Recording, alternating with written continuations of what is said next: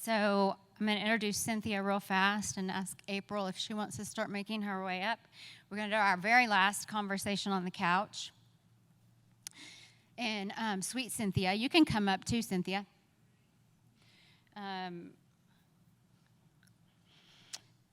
Cynthia's a friend, and she helped me many times with Journey to Dream. Such a blessing. And I'm going to let them talk about her, so I'm not going to go into much of that. But she is just the epitome of living in full color. And her life has not been easy. And God has definitely taken her through some trials, and she opened this. I mean, she did all these decorations, so can y'all give her a hand? Yeah. Right? Everybody has loved it. She had a board retreat this weekend, and so that's why you haven't seen her beautiful face. But I was like, you got to get there at the end of the day so we can do your conversation. But my love for her grows deeper every time I see her, simply because she is constantly that version of joy and living in full color and kindness and the hands and feet of Jesus. And her desire and hope is that she is the hands and feet of Jesus to everybody. So I wanted to close the day with her being interviewed, because she probably doesn't know how much I look up to her or that I think all these things, but I do. You are a beautiful living in full color woman. So thank you. Thank you. Thank you guys for letting me be here today. Wow. We get to have a seat at the couch. I love it. That was fun. Yes. Thank you for not wearing pink. You're so welcome. No, it's just been a funny joke. Everyone's in pink today. I love it. I love it. So this is really fun because, again, like Natalie, I love this because I don't know you. I don't know your story. All I know is that for you, there's a storyline around, there's joy in the waiting. And I'm thinking about these women who, all of us have been here, and we're going to wrap and we're going to go out into the world, and then it's like, okay, God, we're ready, right? Yeah, sure. Does it work that way? Sometimes. So I'd love to hear more about your story and what does that mean to wait on God? When have you had to wait on God, and what has that looked like for you? Because some of us may go out here tomorrow or today and like instantly know what that next step is for us and whatever He's got planned for us. But they may not. They may have to wait until that's revealed. When have you had to wait, and what does that look like for you? Yeah, so I would start early on. I was a single mom of two beautiful girls. Moved to Texas and did not know a soul. And there were so many things that I remember in that time frame of thinking, like, I was the one that was supposed to go to college. I was the one I was the first child that was going to go do that one thing, and like my life just kind of was like, ooh. And I'll never forget, while I was here, those first, 6 years being the hardest time, to the point where today, I look back and I think some of those things I don't even remember, and I think it's God's grace and His goodness that He allows us to not remember some of those things, right? So I think my waiting started when I was 20 years old, when I had my first daughter, and then went quickly to, trying to provide for my family. It was just, the two girls and I, and so it went from that to working 80 plus hours a week. Any job I could take, I would take it, to the point where, my life was completely surrounded by just loneliness and desperation of where is the next meal going to come from, or whatever the case might have been. How am I going to pay my electric bill? Those kind of things. Fast forward, I met my husband. Amazing, absolutely only God, because we dated for 3 years without our kids knowing, and we wanted to make sure that that was the right thing that we were moving towards. We didn't want to make a mistake, and he was coming out of a broken marriage. I never married. I was more along the lines of like, I'm going to try once. Cheated on me, and then I had another boyfriend cheated on me and had another baby from another guy, and so at that point I just wanted to make sure that it was real, right? Mm-hmm. And from that point, he was just so incredible to me to love on me and let me be where I needed to be. But he was also like kind of pushing a little bit to say, hey, you've worked really hard your whole entire life. Like, why don't you take a break and just not do anything at all? Okay, y'all, that wrecked me. I mean, it was so hard for me. I went from working 80 hours a week to stay-at-home mom, and I was not good at it. I was actually terrible at it, to the point where kind of depression set in. My life was just kind of like at a standstill. And I just kind of found myself like, what am I going to do with myself, right?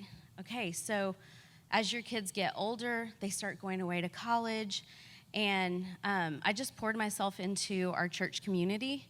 I did anything I could do in church to make sure that I was surrounded by great people. And in that interim, I just finding myself doing a lot of like volunteer opportunities with whatever I felt like I was gifted in. And as my kids started going away to college, my daughter came into my life, and she came home to visit one day, and she just looked at me and she was like, Mom, she was like, you've waited all these years to do something for yourself. She's like, we're leaving, we're going away. What are you gonna do? And I just thought, maybe just wait more. Because at the time I had no idea what I was waiting on. Mm-hmm. I knew there were things that were planted in my heart, but at the time I just didn't know that God would actually bring them to fruition. Do you feel like during that time that there was a sense of not knowing who you really were? Is that why you couldn't answer that question, what are you waiting on? Or was it more denial of what you were really waiting on? Did you really, really know and just didn't want to express it for fear of like, oh, but if I say it, then I have to go do it? Which was it? Both. Okay. Yeah, because when you take ownership of it, now the ball's in your court, right? Yeah. And what do you do with it? And you speak it out loud. Oh, yeah. It's serious. It's real. Yeah. So what was that thing? So I have always wanted to do like a gift shop, some sort of something. And my daughter's she's the one that said, Mom, she was like, you're great at flowers. Why don't you do something like that? Open a little flower shop. And I was like, that's hilarious. It's really cute. Would never happen to me. And she's like, no, I'm serious. She's like, you're not doing anything at all. And at the time I wasn't. We had just moved houses and into a different community. Like everything was completely new to me. And so I really wasn't doing anything. And she took me down to Dallas to this little flower shop on, I think it was on Knox and I don't know, somewhere down there. And I walked into that little tiny flower shop. It was about 450 square feet. And I just felt I felt cold, I felt clammy, and I was like, oh, I have to do something with this, like that scary feeling of like, oh no, now I can't just sit back. So was that the shop that you bought, or did you go and replicate that? I didn't even do that. What I did was I went home that night and I started talking to my husband about it. And I was like, hey, what are your thoughts on this? And he was like, why don't we just pray about it and kind of see where God takes it? And so 10 weeks later, we opened a storefront, 650 square feet, only God. And in that time frame, the 10 weeks, it's like when you are so sure about something and you're so confident about something, there's nothing that's going to stop that, right? I mean, God just opened the floodgates for us. And anything that we felt like might have been a pressure point or even like a deterrent or whatever, God just continued to just push those doors open for us. So what is it like now in your shop and getting to do something that you love to do? And clearly you're really talented. And I mean, all of this. I mean, I walked in yesterday and there was nothing on the stage. And then within a few, or what day was it? I don't even know what today is. But anyway, you know, when you were setting up and like within like an hour you had transformed this place for us. I just, like, what does that feel like to be able to bring beautiful things to people and lift people's spirits, and a flower shop doing a lot of things celebratory and also in times of need and sympathy? Honestly, when I think about it, I always feel like we get to be a part of like the good, the bad, and the ugly, right? I mean, when we get a call for a sympathy arrangement, you know, we look at it as a celebration of life. I mean, there is genuinely, we get birth, we get death, we get everything in between, birthdays, anniversaries. But regardless of whatever the sentiment is, we always, as a team, and this is kind of our mantra to the shop, is that whoever is receiving a gift, or whoever is sending a gift when they call, that person would feel loved, valued, and adored, no matter what, across the board. Even when you walk into the shop, like I'll ask my girls, I'm like, what color were her eyes? And they always ask me, they're like, why did you ask that? Because I want to make sure that you looked at that person in the eyes. And so to be able to be on this side of, 5 years later, I'm just humbled. I have an amazing team. I have amazing friends who have prayed for me, for the shop, for everything that we get to do. We were talking earlier this morning with Tammy, who was on screen and not with us, but her message again was about that we are all actually here for one purpose. You know, we do many things, we wear many hats, we have different career choices, we have different ways in which we serve our community, and all of those things are purpose-driven, but really it's one purpose, and it's for the glory of God. So how do you see what you're doing being the glory for God? Well, I think, honestly, it's just the whole perspective of it's not ours, right? Mm-hmm. So when God gives us a gift, whatever that avenue might be, whether you're doing hair, you're doing nails, you're, just having conversations with people, I feel like that's our avenue to be able to speak into people's lives. And so for me, I think as a single mom early on, sometimes I felt like I was just maybe a menace to people. Maybe I even felt like discounted, just looked down upon or whatever. And now I look back, and I mean today, like I want every single person that I encounter to be able to be looked at, loved at, seen, valued. And I think whatever you're doing, if you're speaking with someone, that should be your ministry, and that's bringing glory to God. I want to make sure that wherever I go, that I'm honoring Him in how I'm acting and all the different things. So all that period of waiting, and in case some of these women go out and they are having to wait and they're not quite sure what that next step is, when you look back on that period of waiting, and it was a long time, it was a long time before this stage of your life came in and all of these beautiful things have unfolded. What did you learn from in that waiting period that has served you well? Oh, patience and trust. I mean, there were so many times where I felt like God was empowering me to do it and to take the next steps that I needed to do. And in those moments of taking those steps came fear with that, right? And so there was just this incredible amount of fear that would come over me, and I would think I'm not good enough. I don't have a degree. I didn't go to college. Like I didn't do all these different things. And in that time frame, I would just have to remember, go back and take care of myself. Self-care is huge.